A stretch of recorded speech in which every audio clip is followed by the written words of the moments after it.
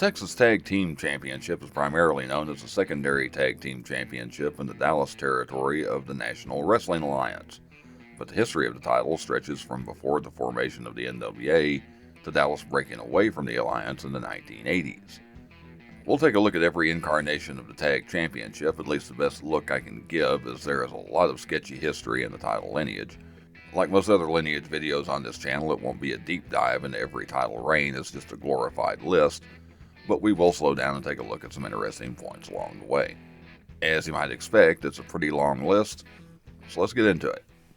There were at least two other tag titles carrying the name Texas Tag Team Championship through the 1940s, but we are concentrating on what was originally known as the NWA Texas Tag Team Championship, which worked under the banner of the National Wrestling Alliance and was promoted by Southwest Sports. On March 3, 1950, Miguel Guzman and Rito Romero defeated Danny McShane and Red Berry in a top contenders match to crown new champions at City Auditorium in Houston. The Texas tag titles began their history with some stability as Guzman and Romero held the belts for the next 272 days. That would turn out to be the longest reign in the history of the championship.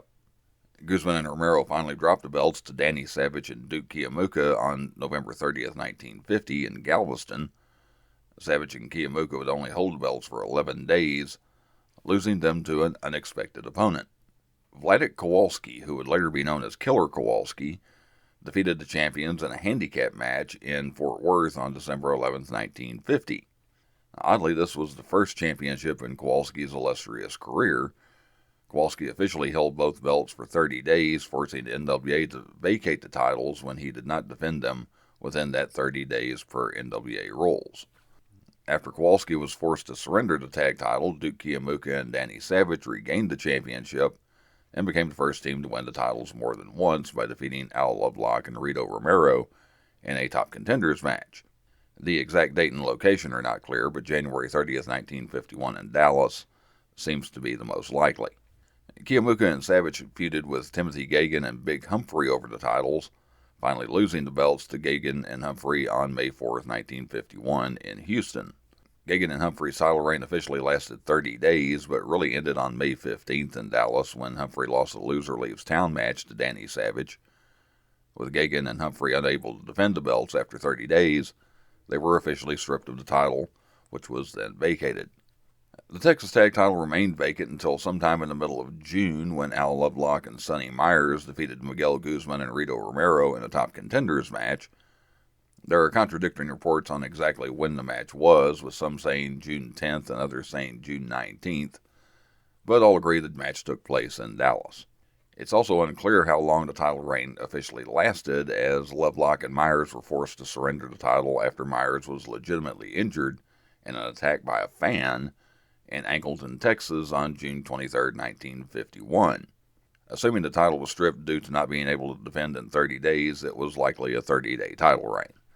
The tag title remained vacant until October 9, 1951 in Dallas when Babe and Chris Zaharias defeated Ellis Bishara and Danny Savage in a top contenders match.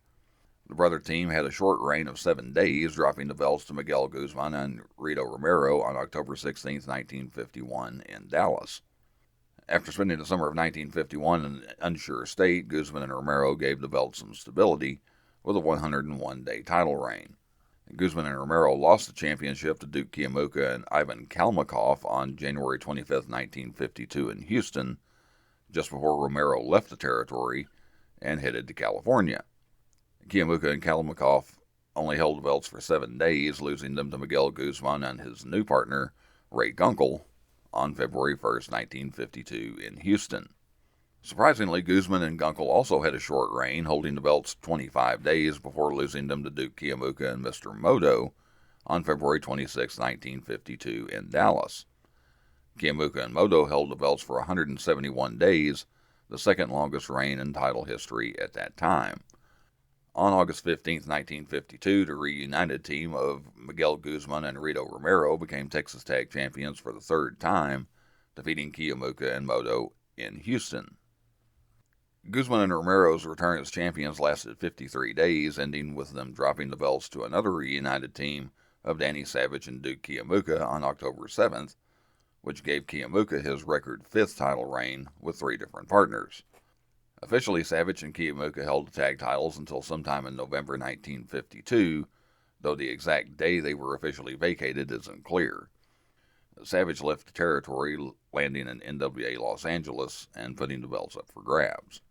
Rather than a top contenders match to fill the vacancy, which had been the norm up to that point, a one-night, six-team tournament was scheduled in Fort Worth on December 1st, 1952. In the end, Cyclone Anaya and Gory Guerrero took the championship, beating Red Berry and Duke Kiyomuka in the tournament final. Gory Guerrero built the foundation of the Guerrero wrestling family. Born in Ray, Arizona, Gory's family moved to Mexico after his mother passed away when he was just 9 years old. When he grew older, Gory joined a gym with the intention of training to be a boxer.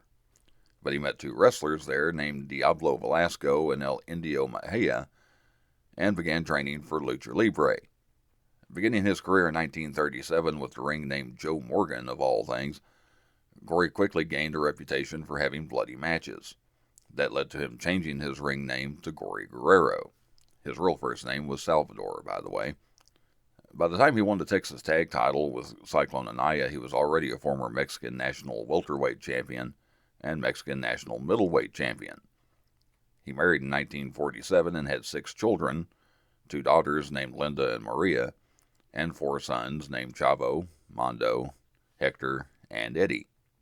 All 4 sons would go on to pro wrestling careers of their own, as well as his grandson, Chavo Guerrero Jr. Guerrero and Anaya's title reign would only last a few days, with no clear reason for the titles being vacated and records for the time period being sporadic. So we're entering a very sketchy part of the lineage. Ray Gunkel and Ricky Starr took the vacated titles on December 16, 1952 in a top contenders match against Duke Kiyomuka and Kenji Shibuya in Austin, making that the first time Texas Tag Champions were crowned in the state capital. Exactly how long Gunkel and Starr held the Texas Tag title is somewhat unclear. Through 1953, records of title defenses are almost non-existent. All sources agree that Rito Romero and Miguel Guzman defeated Gunkel and Starr to take the tag titles for the 4th time, but when it happened has vastly different answers. Anywhere from April to November has been listed. The only recorded defense I could find happened on June 19, 1953, when Romero and Guzman successfully defended against Bill Curry and Duke Kiyomuka in Houston. So using that as a guide, we'll go with April 24, 1953, as the day they took the titles.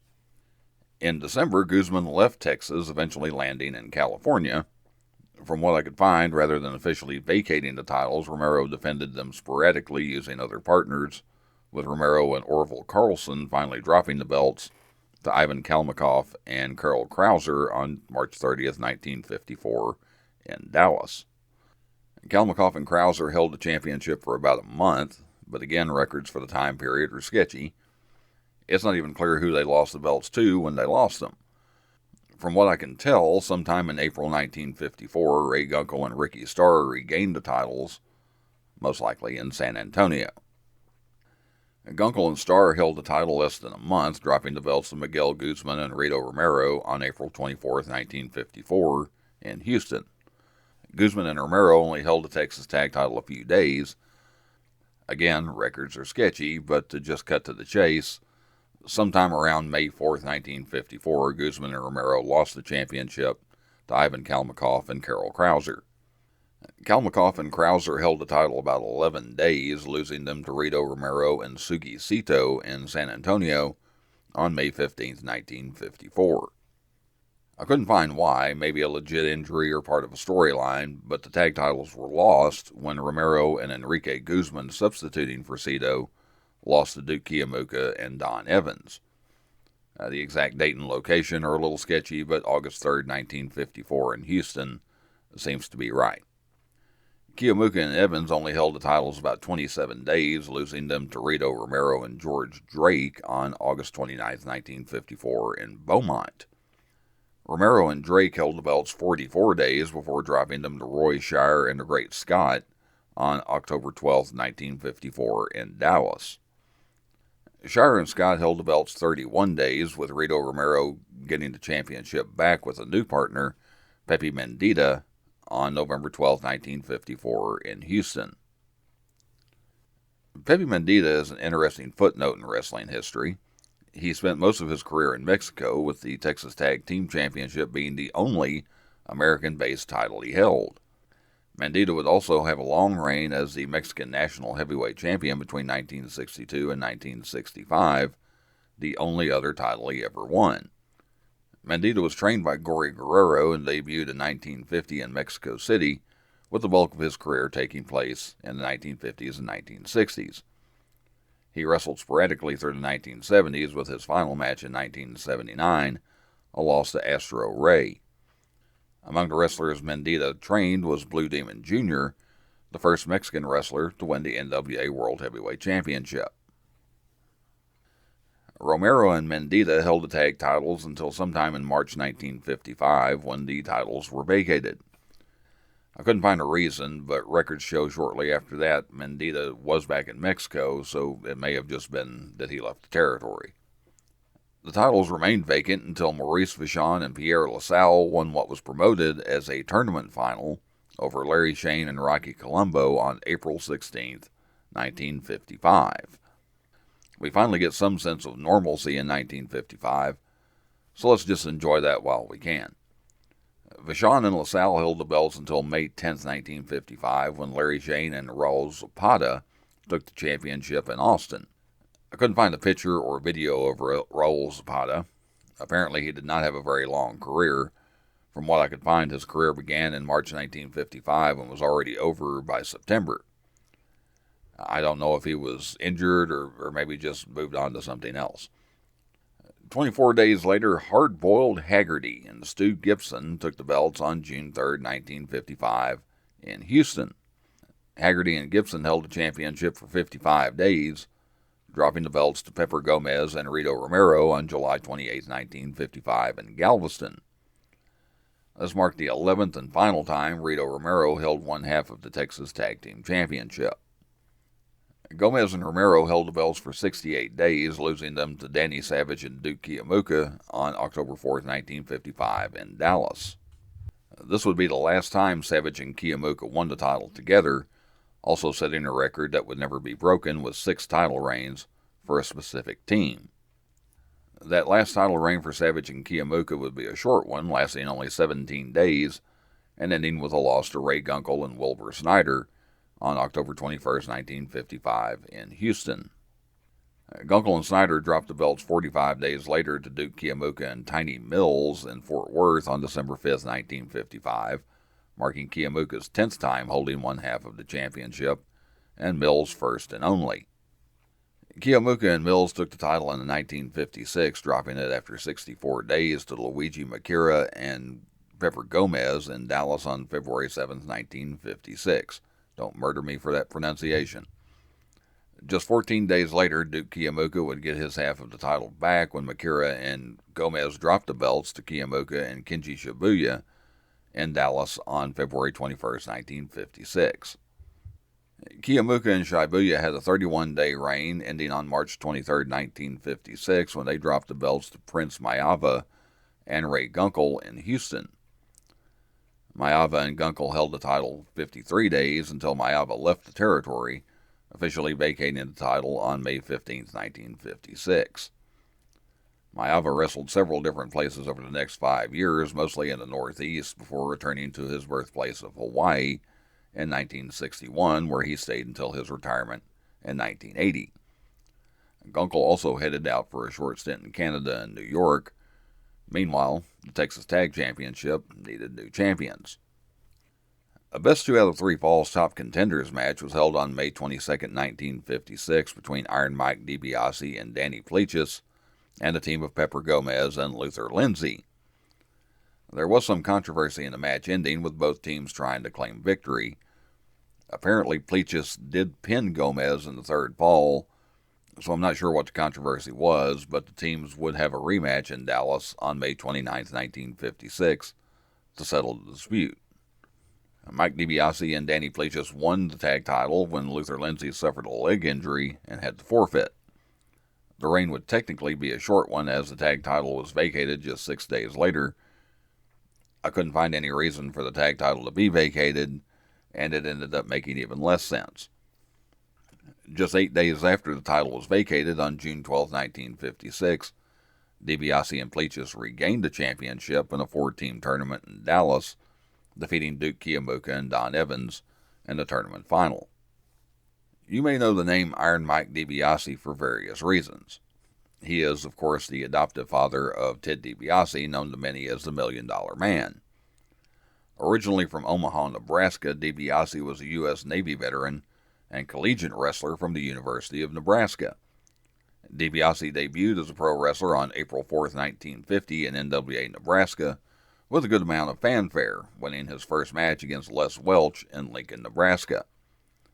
Despite winning the great majority of his matches, it wouldn't be until he traveled to New Mexico in 1953 that he won his first championship, working under the name Miguel Lopez, and taking both the Rocky Mountain Heavyweight Championship and the Rocky Mountain Tag Team Championship with Fred Blassie. Unfortunately, many of you may know him as being one of the in-ring deaths in pro wrestling history. On July 2, 1969 in Lubbock, Texas, DiBiase suffered a heart attack in a match against Man Mountain Mike. Future NWA World Champion Harley Race performed CPR on DiBiase until paramedics arrived, but it was to no avail. DiBiase was pronounced dead at the age of 45. DiBiase and Pleachis feuded with Duke Kiwanuka and Tony Martin over the titles in that second reign, dropping the belts to Kiwanuka and Martin after a barbed wire fence match in Houston on July 27, 1956. After taking the Texas tag title from DiBiase and Pleachis, Kiwanuka and Martin held the belts for 46 days, dropping the titles to Herb Freeman and Ray Gunkel on September 11, 1956 in Dallas. Freeman and Gunkel only held the championship for 7 days, losing the belts on September 18, 1956 in Dallas to Gene Kelly and Lynn Crosby. Kelly would go on to be better known as Gene Kiniski, and Crosby would be better known as Lenny Montana. 34 days later, Gunkel took half the championship for the 8th time when he and the Amazing Zuma defeated Kelly and Crosby in Fort Worth on October 22, 1956. Gunkel and Zuma held the championship for 31 days, dropping the belts to Doug Donovan and Stu Gibson in Corpus Christi on November 22, 1956, marking the first tag title change in Corpus Christi. Corpus wouldn't have to wait long for its second when 7 days later Larry Shane and Pepper Gomez took the belts in Corpus Christi on November 29, 1956. There are some contradicting sources about the Texas Tag Championship in early 1957, with some listing El Medico and the Amazing Zuma winning the title and dropping it back to Shane and Gomez sometime before April.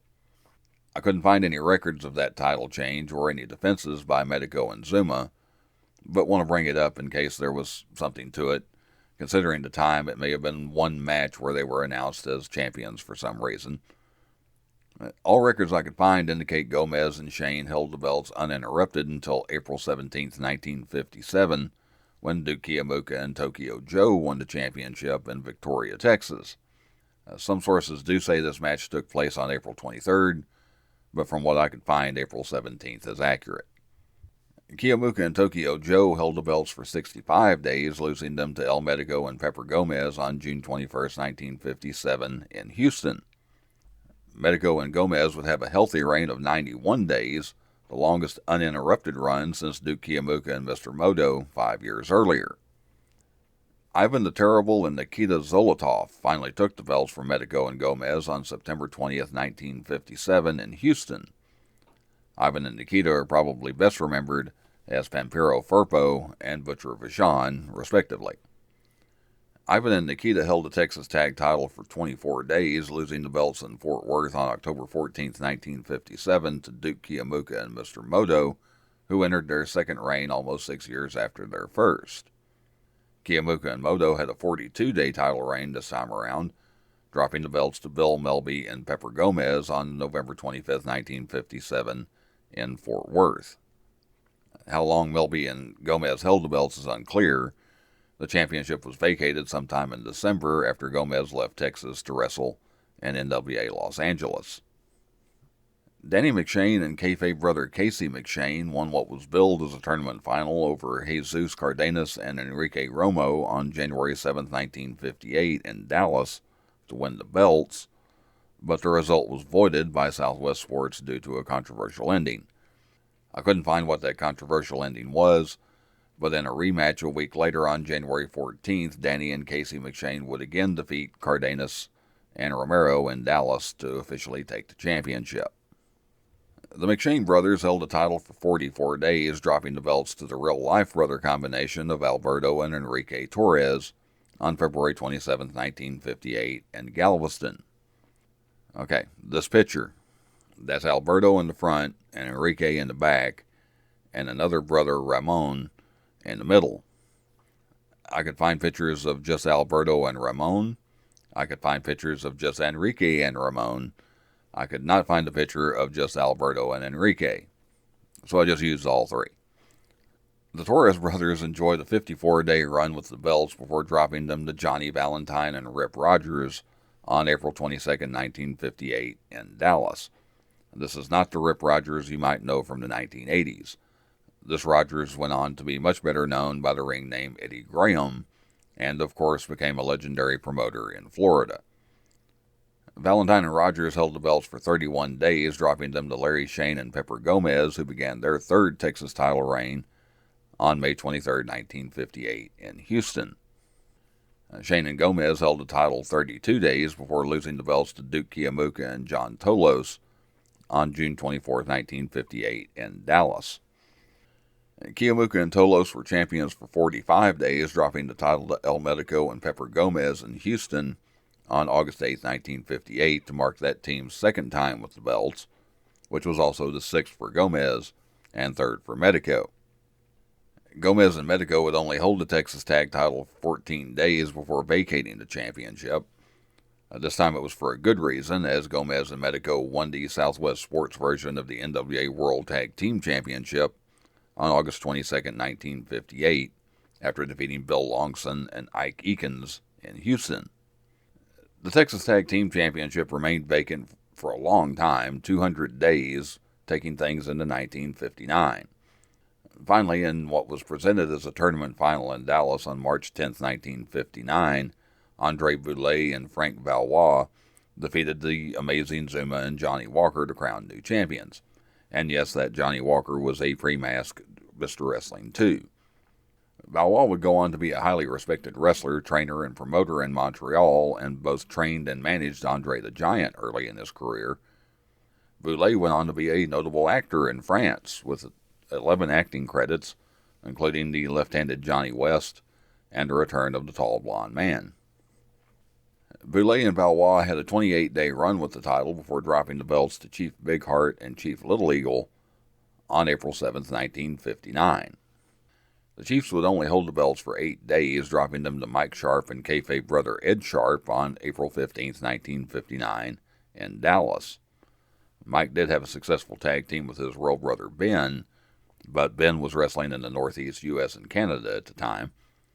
Mike is also the father of Iron Mike Sharp, who wrestled primarily in the 1970s and 1980s. The Sharp brothers held the belts about a month before they were vacated again when Mike left the territory in favor of wrestling in the Bay Area of California.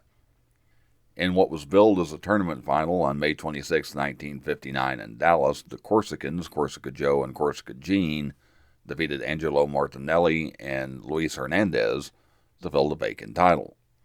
The Corsicans had a nice title reign of 99 days before they lost the championship to the brother team of Jerry and Nick Kozak in San Antonio on February 9, 1959. When and where Nick and Jerry lost the Texas Tag Championship is not clear, though it may have been a phantom match.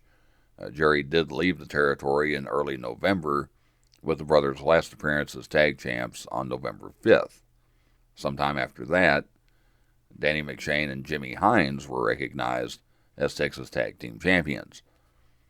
McShane and Hines held the belts until December 15, 1959, when Nick Kozak regained the belts with his new partner, Leo Garibaldi.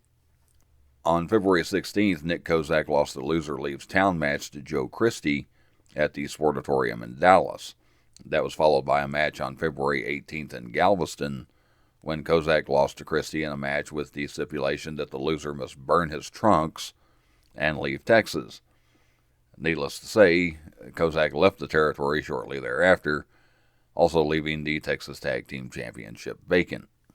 The titles remained vacant until July 15, 1960, when Tony Bourne and Danny McShane defeated Torbellino Blanco and El Gladiator in a top contenders match in Houston. Of course, Tony was the father of future Texas heavyweight champion Matt Bourne, who some of you might know as the original Doink the Clown. Bourne and McShane had a decent reign of 63 days before losing the belts to Sicilione Negro and Torbellino Blanco on September 16, 1960, in Houston.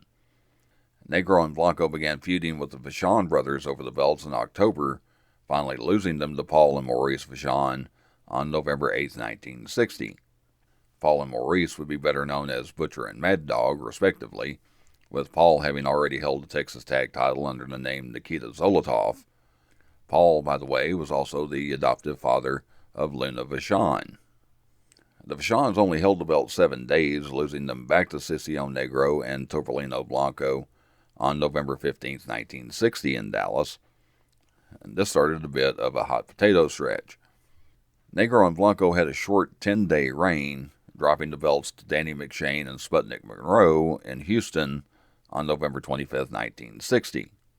McShane and Monroe held the belts 2 weeks, losing them back to Sicilione Negro and Torbellino Blanco on December 9, 1960 in Houston. When Negro and Blanco lost the championship again is not clear, and it might have been a phantom match. There is a stretch from the middle of December going into 1961 where Blanco has no recorded matches I could find. Perhaps he had a legit injury or was wrestling in Mexico. I really couldn't determine. Sometime in December 1960, Duke Kiyomuka and Haru Sasaki took the Texas Tag Championship. They would hold the belts going into 1961, but would immediately lose them. Sputnik Monroe and his brother Jet Monroe won the Texas Tag title on January 1, 1961 in Fort Worth. That would be the only championship of Jet Monroe's brief in-ring career. I couldn't find a time-appropriate picture of Jet, so I had to use one later in life. Jet was Sputnik's real-life brother Gary, and I did want to point out he is different than Rocket Monroe, who was a kayfabe brother in later years. Sputnik and Jet's reign lasted 19 days, with Hogan Wharton and Pepper Gomez taking the belts on January 20, 1961 in Houston. Wharton was a guard for the University of Houston football team and also played for the Houston Oilers later that year. Wharton and Gomez held the belts 28 days before dropping them to Dan Manoukian and Tony Bourne on February 17, 1961 in Houston. Interestingly, Manoukian was one of the original Oakland Raiders when they first fielded a team in the American Football League in 1960 and had previously had a short stint with the San Francisco 49ers. Manoukian and Bourne only held the belt 7 days, losing them to Pepper Gomez and Dory Dixon on February 24, 1961 in Houston.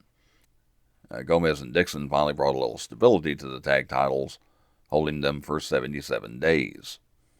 A very notable team would end the reign of Gomez and Dixon when Angelo Poffo and Bronco Lubitsch took the belts on May 12, 1961 in Houston. Angelo Poffo is one of the legendary names in wrestling today. At the time, the Texas Tag Championship was just the second title he ever held. Poffo previously held the Detroit version of the United States Heavyweight Championship.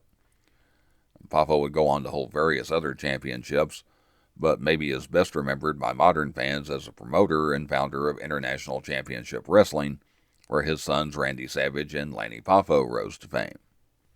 To Texas wrestling fans, Bronco Lubitsch is a legend himself. Most fans remember him being a beloved referee in the 1970s and 80s, but Lubitsch had a successful wrestling career of his own. The Texas Tag Championship was his first championship, but Bronco went on to win many other titles in Canada, Mid-Atlantic, and Florida, as well as the last championship he ever held, the American Tag Team Championship, with Chris Markoff. Bronco also served as Angelo Poffo's manager in the early 1960s, as they became one of the biggest heel teams in the state. Pavo and Lubitsch would vacate the title sometime in June 1961. I couldn't find a reason they had to surrender the belts. Both would end up leaving the territory, but that didn't happen until August. The titles remained vacant until September 18, 1961, when Dick Hutton and Sam Steamboat won a 4-team tournament in Fort Worth to take the belts. Hutton and Steamboat only held the title 14 days, losing the belts to the Mighty Yankees on October 2, 1961. You can imagine how a name like that got over in Texas in the early 1960s. There were actually several masked Mighty Yankees over the years. This particular version of Mighty Yankees number 1 and number 2 was made up of Moose Evans and Bob Stanley. When the Yankees lost the belts isn't clear. It may very well have been a phantom match, as that version of the Mighty Yankees was somewhat short-lived, with their last recorded match being Halloween night of 1961 in Dallas. Sometime after that, Eric Rommel and Ricky Romero were recognized as Texas Tag Team Champions. Rommel and Romero lost the title to Nick Roberts and Stan Kowalski on November 16, 1961 in Amarillo. However, that was a title change that was only recognized in Amarillo. It was used to spark a feud between Roberts and Kowalski, as both were coming into the territory full time after breaking up when they lost the belts in a Phantom match. The fact is, they were just finishing commitments in the AWA.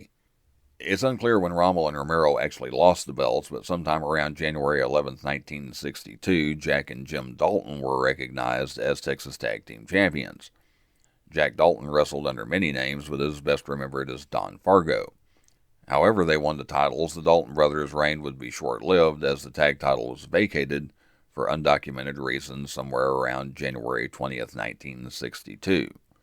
Alberto and Ramon Torres were crowned the new champions in what was billed as a tournament final victory over the Daltons in Corpus Christi on February 8, 1962. The title lineage after that is still clear as mud, as there are no recorded matches of when or where Alberto and Ramon lost the championship. Sometime around the end of April or the beginning of May 1962, Sissio Negro and Dory Dixon took the tag championship. Negro and Dixon held the belts until May 29, 1962, when Jack and Jim Dalton regained the belts. Unfortunately, it only gets screwier from there. I couldn't find any records of any defenses by Jack and Jim Dalton, and over the course of the next 4 years, it seems like whoever they needed to be Texas Tag Team Champions on any particular night were just handed the belts.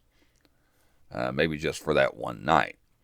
So enjoy this video of Fritz Von Erich wrestling Reggie Parks while I run through these next few title holders who may or may not have had runs with the belts. Tarzan Tyler and the Alaskan made appearances as the Texas Tag Champions, but there are no records of them winning, losing, or even defending the tag titles.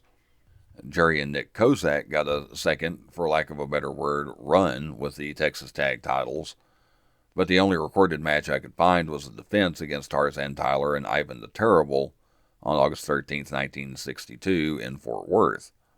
In May 1964, Rip Hawk and Sweet Hansen were recognized as Texas Tag Champions, but again there are not records of winning, losing, or even defending the belts. In 1966, Fritz Von Erich became a part owner of the territory and eventually took over the promotion, renaming it Big Time Wrestling. With Von Erich in charge, there was an attempt to build a more stable history for the Texas Tag Team Championship. With the titles being vacant for an undetermined amount of time, a one-night 5-team single elimination tournament was held in San Antonio on May 3, 1967, to crown new champions. Luis Hernandez and Paul DeMarco defeated Tarzan Tyler and Jim Bernard in the tournament final to become the new Texas Tag Team Champions. Finally, the titles were filled, but there are no records of the champions ever defending the belts. Hernandez immediately went back to Los Angeles, and DeMarco would soon after go to Jim Crockett Promotions in the Carolinas. While the Texas Tag Team Championship was never deactivated, it did essentially sit dormant for 5 years. Finally, on July 14, 1972 in Houston, Billy Red Lions and Red Bastien defeated Frank Monty and Mike York in a top contenders match to fill the vacant tag team championship. Maybe just as important was on August 18, 1972, when the actual Texas Tag Team Champions appeared for an actual defense of the Texas Tag Team Championship. Lyons and Bastien defeated Boris Malenko and Stan Stasiak in Houston in the first legit defense in about a decade. Lyons and Bastien held the title for 70 days, dropping the belts to Chris Colt and Bobby Duncombe in Houston on September 22, 1972. Unfortunately, there would be another snag when Colt left the territory in the middle of November and leaving the championship vacant. After almost 4 months, on March 3, 1973 in Houston, Ivan Petsky and Jose Lothario defeated Brute Bernard and the Missouri Mauler for the tag titles in a top contenders match. Petsky and Lothario had a decent feud with Bernard and Mauler through the summer on their way to the longest Texas tag title reign in 20 years, ending at 157 days. It would actually be Black Gordman and the Great Goliath defeating Petsky and Lothario for the belts on August 6, 1973 in Fort Worth. Gordman and Goliath had a long reign themselves, holding the belts 116 days before dropping them to Jose Lothario and Mel Mascaras on November 30, 1973 in Houston. Being something of a traveling act, Mascaras never stayed in one place for very long, and Ivan Petsky was allowed to take his half of the title sometime in December 1973. Petsky left the territory for the AWA in March 1974, and again leaving the championship vacant. There are contradicting records over the next year pertaining to the Texas Tag Team Championship. Some sources say Red Bastien and Tex McKenzie held the belts for an undetermined amount of time between 1974 and 1975, while El Gran Marcus and the Baron are named as another team during the same time frame. Blackjack Mulligan and Blackjack Lanza are also listed by some sources as holding the belts. I couldn't find any match results or other records of any of those teams winning or defending the Texas Tag Team Championship, though the Blackjacks did hold the American Tag Team Championship, and that could be where they were mistakenly included. This is a little before my time, so I have no personal memories, but I think it's another situation where they had a Texas Tag Champions when they needed Texas Tag Champions, and the belts were held by whoever they handed them to at a particular time, maybe just for one night. There were not confirmed official title holders until August 1975, when Jose Lothario and Al Madrill were declared the champions. It's entirely possible fans were told in passing they won them in what was actually a Phantom match. Whatever the case, Lothario and Madrill held the titles until February 4, 1976, when they dropped the belts to Killer Tim Brooks and Stan Hansen in San Antonio. Brooks and Hansen feuded with the former champs over the belts during their 28-day reign, but with Madrill and Lothario both using different partners for some reason. On March 3, 1976, Jose Lothario and Rocky Johnson took the championship in San Antonio. Lothario and Johnson were the most active Texas Tag Champions in years, defending the title regularly through the spring and summer and into the autumn of 1976, but also leading into a peculiar end to the title reign. Some sources list Siegfried Stonke and the Big O as defeating Lothario and Johnson on September 26, 1976 in Fort Worth. You no doubt remember the Big O better as Ron Bass. The match records I can find show that those two teams did face each other on September 27th, not September 26th, and Stonke and O did win the match, but it was a non-title match.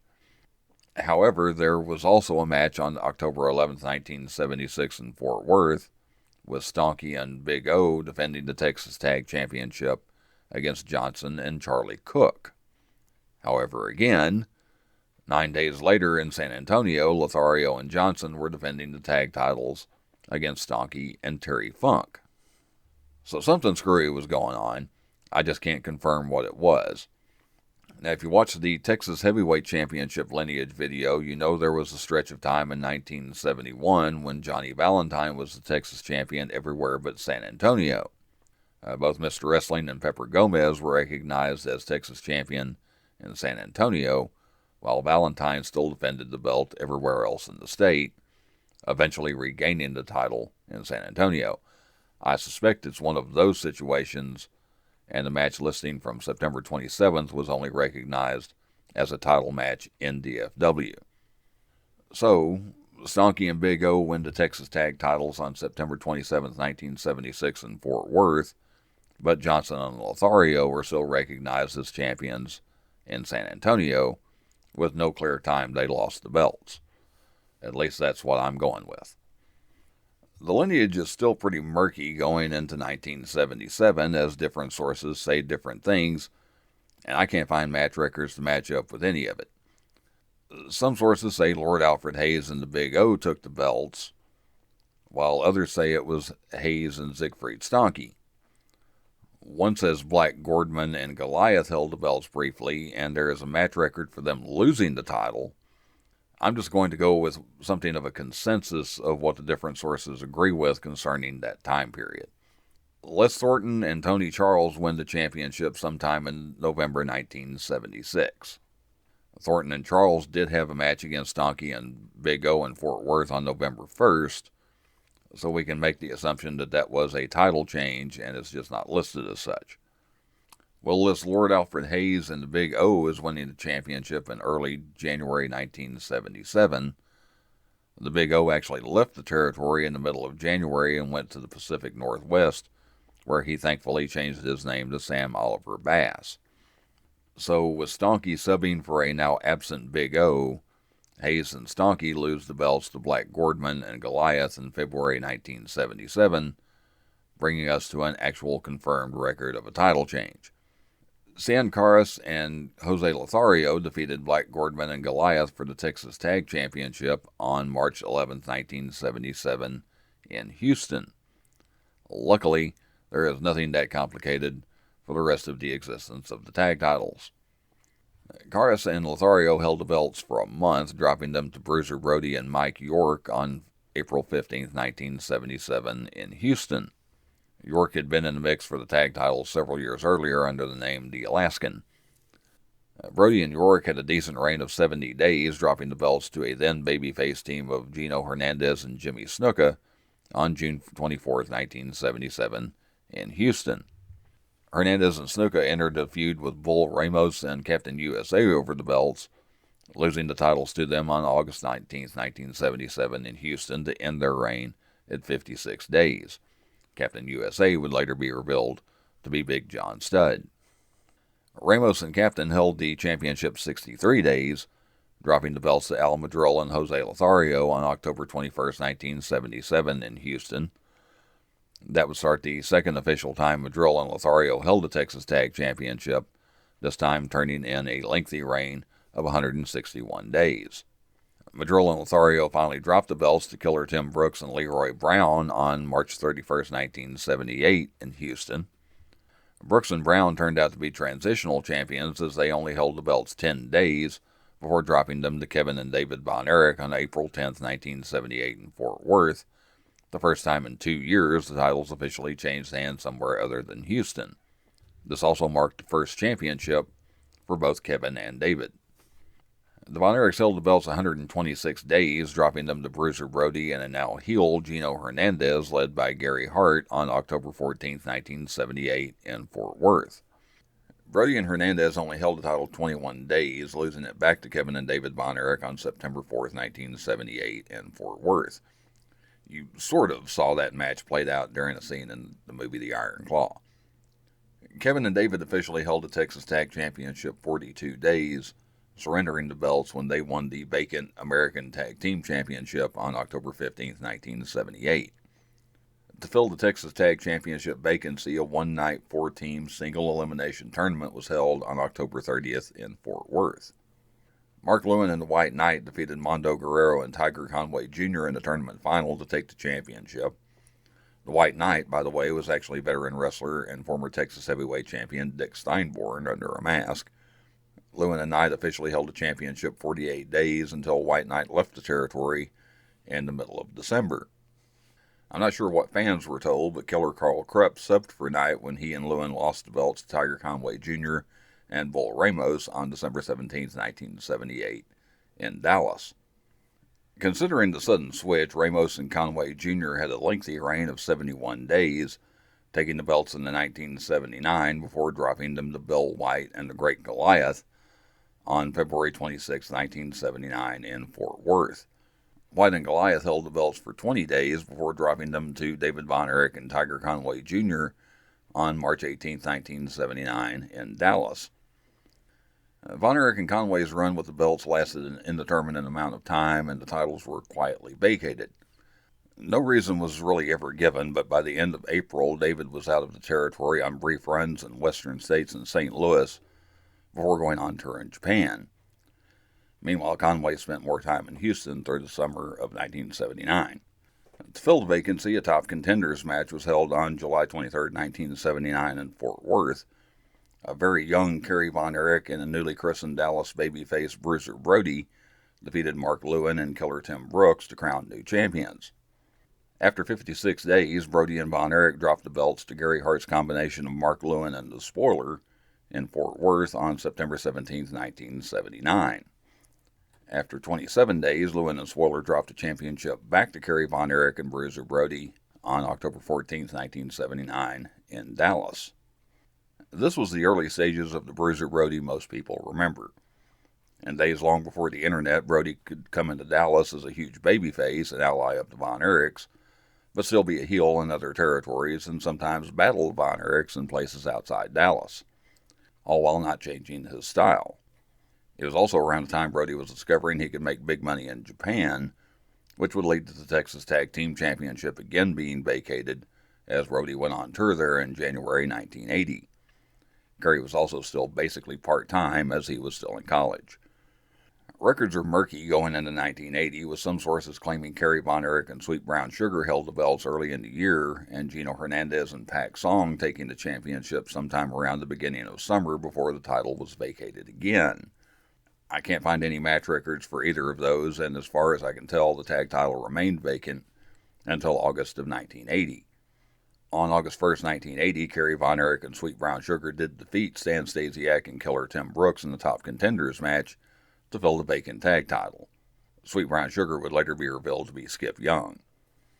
Again, it's not clear why, and I couldn't even find any hints as to why, but the championship was vacated again sometime before October of 1980. Some sources list Mark Lewin and the White Knight as taking the belts on October 30th, 1980, but that is not the case. The White Knight was wrapping up a run in Mid-America under his real name of Dick Steinborn before heading to Canada to wrap up his career, while Mark Lewin was in New Zealand wrestling Harley Race for the NWA World Championship on October 30th, 1980. Actually, it was Killer Tim Brooks and Stan Stasiak winning what was presented as a tournament final over Mondo Guerrero and Tiger Conway Jr. in Fort Worth to take the championship. Brooks and Stasiak held the title until November 22, 1980, when they dropped the belts to Jose Lothario and Raul Mata in Houston. Again, the titles were vacated sometime after a defense on December 12, 1980, but I'm not sure why. Lothario did have an almost month-long stretch where he was inactive, so maybe it was a legit injury or something else going on with Lothario that he was unable to make matches. Whatever the case, Raul Mata and Billy Whitecloud defeated Killer Tim Brooks and Raul Castro in a top contenders match on January 12, 1981 to fill the vacancy. Even though I couldn't find any records of a title defense, Mata and Whitecloud were officially champions until March of 1981, when Mata left the territory. The Texas Tag Team Championship remained vacant until August 1981, when Big Time Wrestling officially deactivated the championship. The title would not exist during the territory's biggest and most memorable years, as Big Time Wrestling rebranded as World Class Championship Wrestling in 1982, eventually introducing the World Class Six-Man Tag Team Championship to go along with the American Tag Team Championship. In 1986, World Class would leave the National Wrestling Alliance and form the World Class Wrestling Association. By 1987, the new organization was struggling to draw fans, and with the Six-Man Tag Championship no longer having the appeal it did the previous 5 years, Dallas dusted off what was now the WCWA Texas Tag Team Championship. Holding a one-night, 9-team tournament on June 29, 1987 in Fort Worth, the team of Skip Young and Tony Atlas defeated Ted Arcidi and Texas Red in the finals to bring life back to the Texas Tag Team Championship. Texas Red, by the way, was Mark Calloway long before he was The Undertaker. Atlas and Young officially held the belts 182 days, losing them when Young defended by himself against Jack Victory and John Tatum with Missy Hyatt in Fort Worth on December 28, 1987. Fans were told Atlas no-showed the match. The fact of the matter is Atlas had been gone about 3 weeks, having unceremoniously left the territory. Tatum and Victory officially held the title 32 days until the belts were held up by WCWA on January 29, 1988, after a match against the Fantastics, Tommy Rogers and Bobby Fulton. This led to one of the more bizarre dispute settlements surrounding a tag team championship in pro wrestling history. After a penalty box match on February 8th ended in a double disqualification, Tatum and Victory took on Rogers and Fulton in a best 2 out of 3 falls match in Fort Worth on February 14, 1988. With each team winning 1 fall, the third fall ended in a double countout. Rather than set up another rematch or allow the match to continue, a deck of cards was brought out, and the 2 teams drew for high card to see who won the match. John Tatum and Jack Victory drew the high card, giving them their second official run with the Texas Tag Team Championship. Thankfully, that's the only time that ever happened. Tatum and Victory held the championship another 35 days before dropping the belts to Steve and Sean Simpson on March 20, 1988 in Fort Worth. The 2 teams would feud over the belts through the summer. After 19 days, the Simpson brothers lost the belts back to John Tatum and Jack Victory on April 8, 1988 in Dallas. Tatum and Victory had a long reign of 108 days, the second longest for the title under the WCWA banner, losing them back to Steve and Sean Simpson on July 25, 1988 in Temple. That marked the first time in 12 years the championship officially changed hands somewhere other than Dallas, Fort Worth, or Houston. The Simpsons had a 42-day run with the belts, dropping them to Jimmy Jack Funk and John Tatum in Fort Worth on September 5, 1988. Funk essentially replaced Victory, who was leaving for Crockett Promotions. Funk and Tatum only held the belts 7 days before losing them to the Samoan SWAT team, Fatu and Samu, with manager Buddy Roberts on September 12, 1988 in Fort Worth. Fatu and Samu officially held the championship a little over 4 months, vacating the title when they left WCWA in late January 1989. The Texas Tag Championship sat vacant until March 3, 1989, when Beauty and the Beast, made up of Terry Garvin and the Beast, won what was presented as a tournament final over Chris Adams and Jeff Jarrett in Fort Worth. Garvin and the Beast held the belts for 56 days before they became the last team to lose the Texas Tag Team Championship, dropping the title to Steve and Sean Simpson on April 28, 1989 in Fort Worth. The Simpson brothers would be the last team to hold the Texas Tag Team Championship. When WCWA and the Memphis-based CWA officially merged into the USWA later in 1989, the Texas Tag titles were deactivated for a second and final time. 39 years minus a bit in the 1980s, mixing a list of who's who and who's that in pro wrestling, and enough strange goings on, I really thought I had bit off more than I could chew with this lineage video. I also want to thank you for bearing with me. I was fighting off a cold when I put this together, but hopefully it sounded okay. It's always great to go back and visit some of the names from the past in wrestling, and I hope you enjoyed this trip. If you'd like to see more title lineage videos, please check out the playlist. I'll leave a link on the end screen, or check out one of the other videos on the channel. Please like, share, comment, and subscribe, not necessarily in that order, and I will see you next time.